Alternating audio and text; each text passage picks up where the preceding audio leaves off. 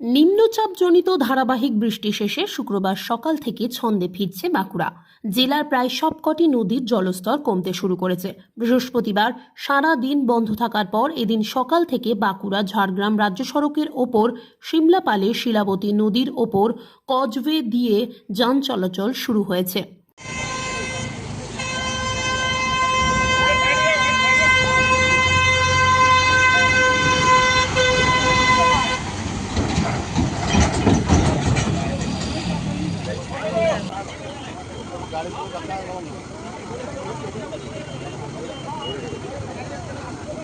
বলা যাবেন তো কিন্তু ওর পেলে আসার কোনো ব্যাপারই নেই যে প্রবলেম যে